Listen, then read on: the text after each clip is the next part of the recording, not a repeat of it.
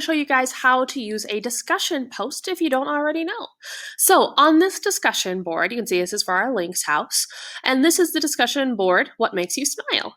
So at the top, there's always going to be some instructions. There might even be a rubric on there once you get further along. And so right here is where you want to write something, where you want to make a comment. So you can type in anything you want.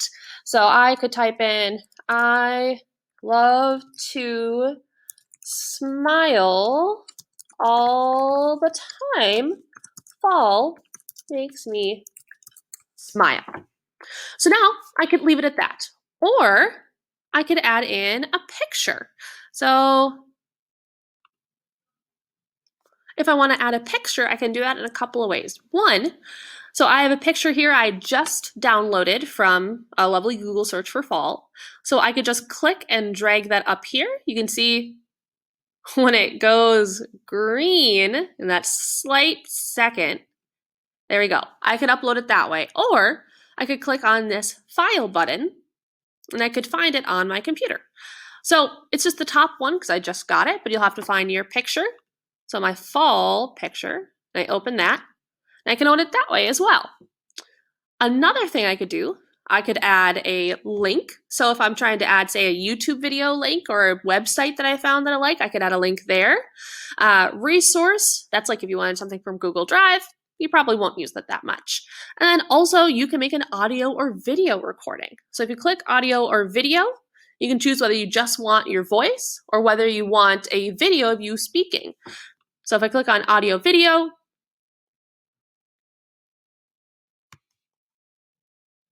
then you can go ahead, start recording, and then you'll record your video. But since I'm doing 2 videos, it doesn't like me very much.